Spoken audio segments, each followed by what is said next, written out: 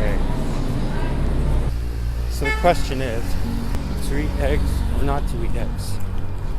I just got back from Whole Foods and I got some eggs, some organic cage-free omega-3 eggs. I'm going to experiment with them.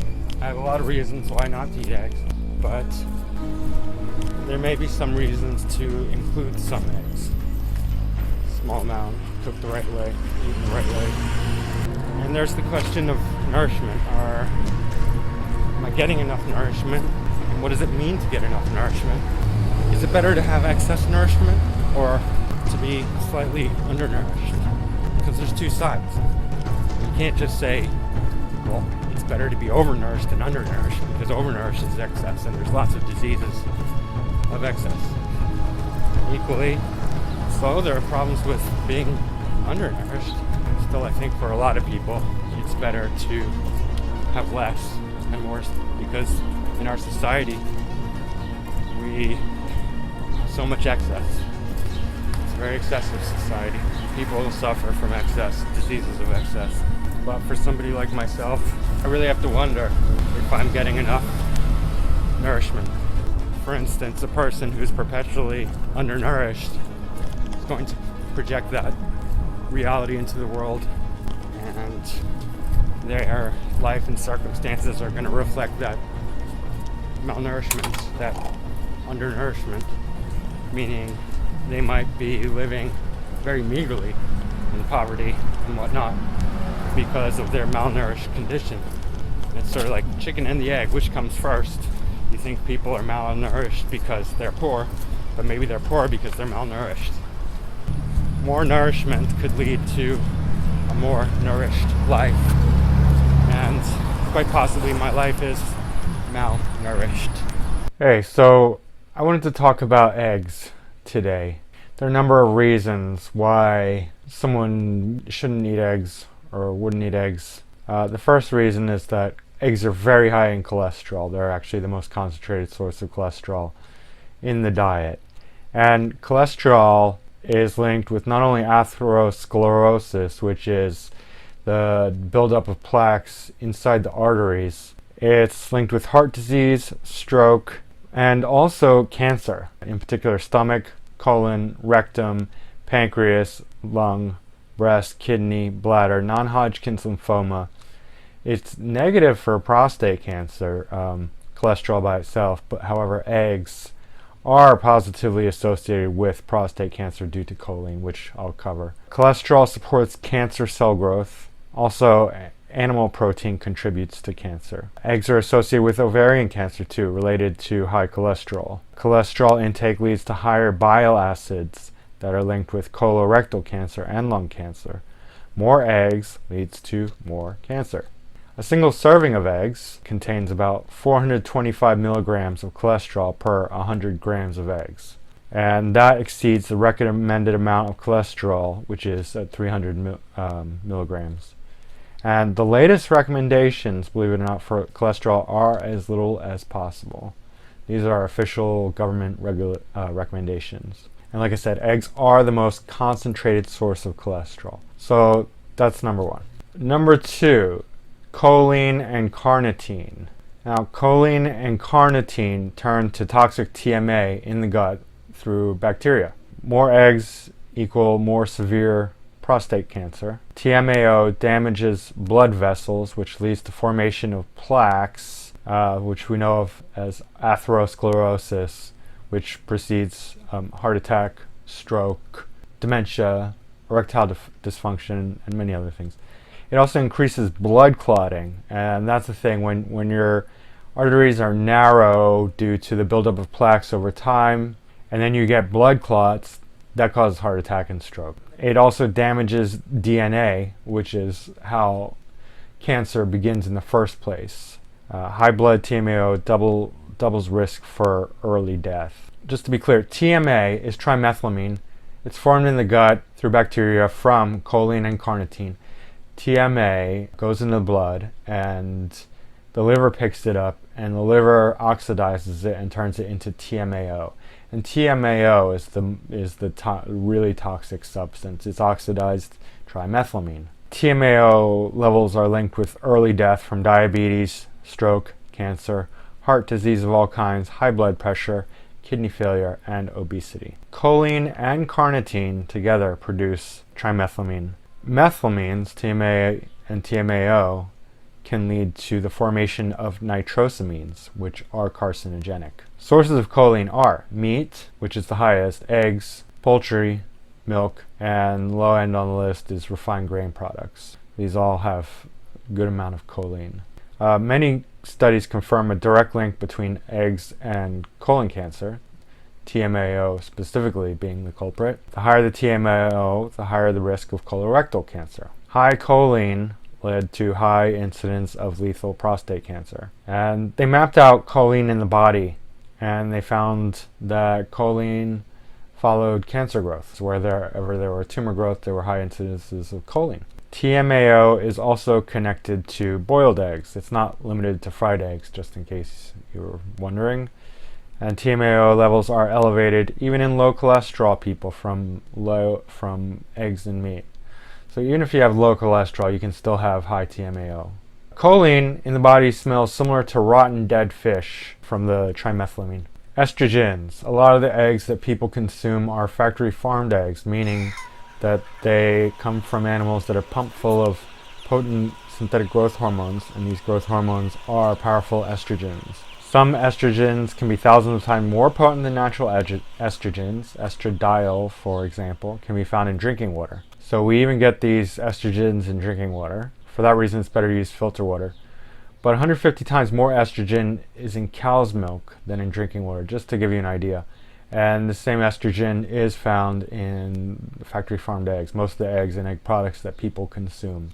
Animal food eaters, especially ones that are not discriminate and just eating factory farmed animal food, have much higher levels of estrogen than semi-vegetarians or vegetarians. Estradiol is considered a complete carcinogen because it can initiate cancer growth and proliferate cancer cell growth. So there's two different factors with cancer growth. One is the initiation, the starting of the cancer. The other is the continued growth of those cancer cells.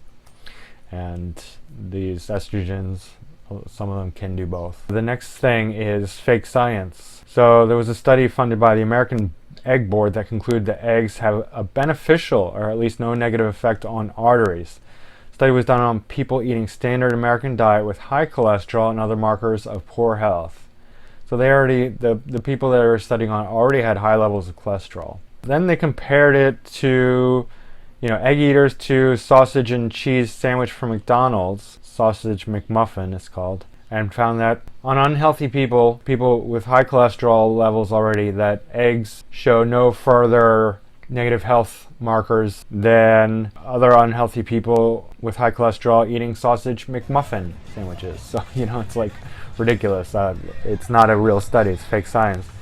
So they concluded that eggs are not worse than a sausage McMuffin. Whenever you have high cholesterol, it plateaus. You're not going to get higher cholesterol by taking in more cholesterol. So, this is bad science. It's fake science. It's not real. But they do this. They do these studies and conclude that eggs have no negative effects on arteries. They're lying, basically. However, if you cut out eggs and sausage McMuffin, then the people do get better. The American Egg Board is a government-appointed organization for the promotion of eggs. They have $10 million in advertising funds.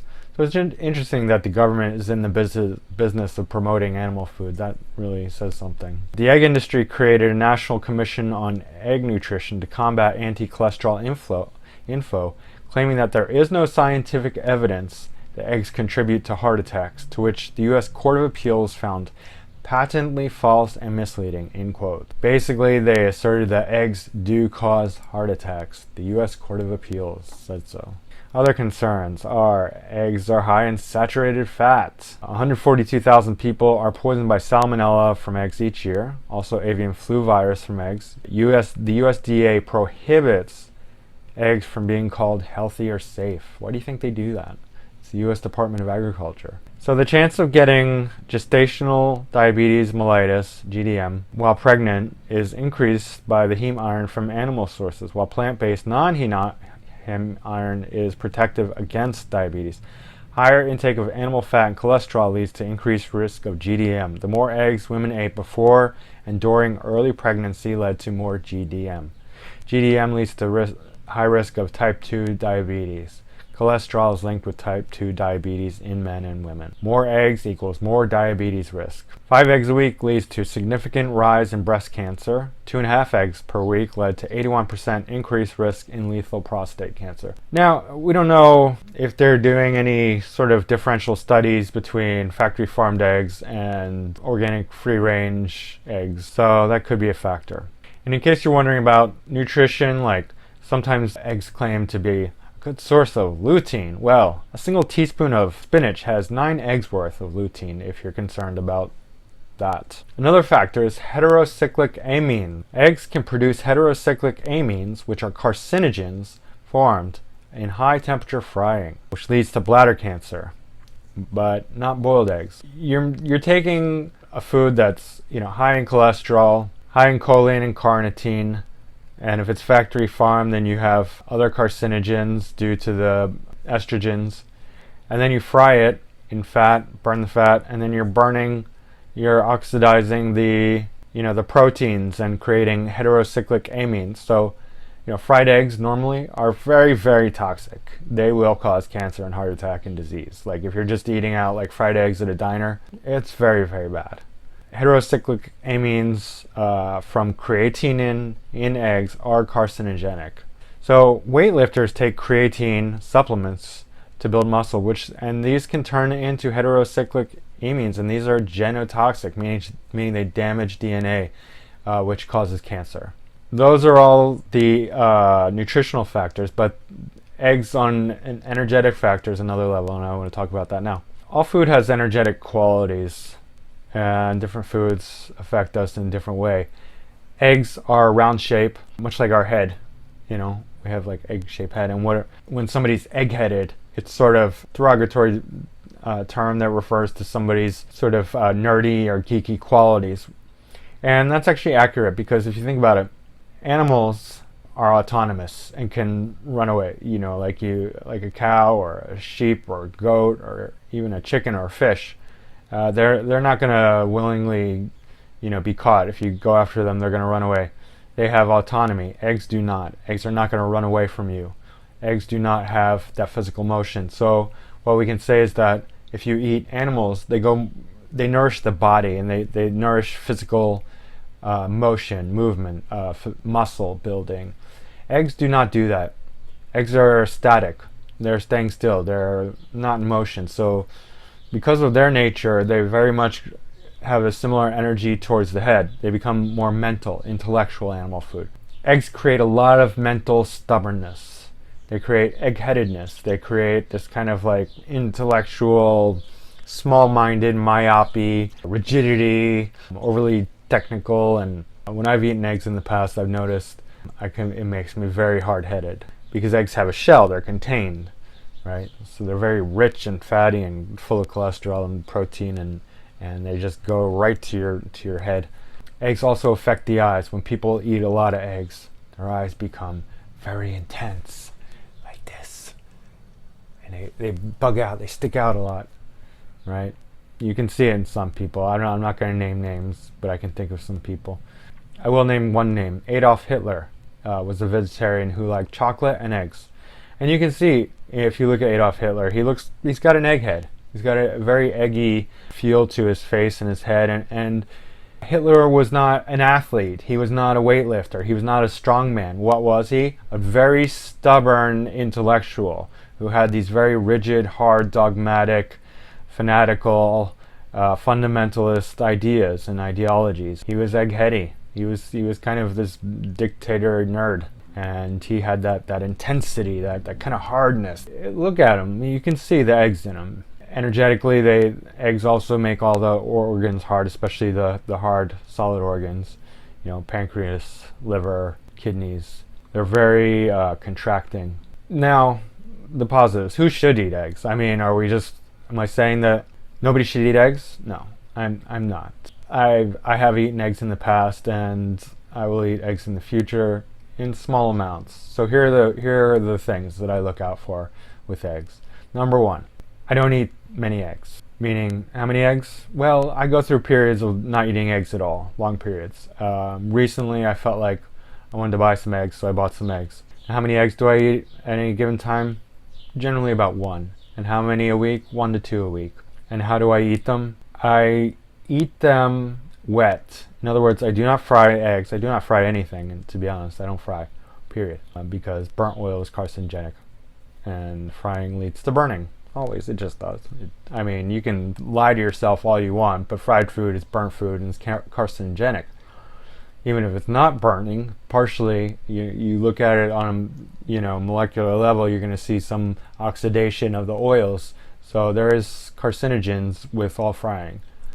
Don't kid yourself. So I eat eggs wet and I don't overcook them. So like I'll put it in a soup. I'll pour a hot soup over it and then it gently cooks like egg drop soup. That's a good way to have it because you're having it with a lot of other ingredients. It's a minor ingredient. You have 1 egg.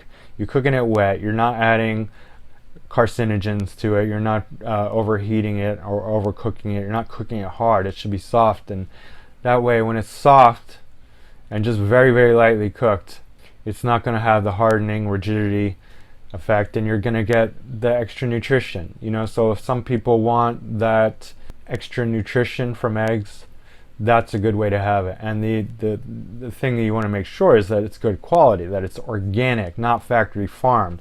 And not only cage free, because cage free can mean in a factory farm floor without cages. I mean, you want it to have outdoor access so it can eat bugs and dirt and get the B12 and all the other nutrients that it normally has. And eggs eat, chickens eat rotten fruit and all sorts of stuff, grain and seeds. And if they have access to outdoors, the sunlight, activity, and just a wide variety of foods that they would normally eat, then that's healthy. It's organic. They have high omega-3s. So don't overeat eggs.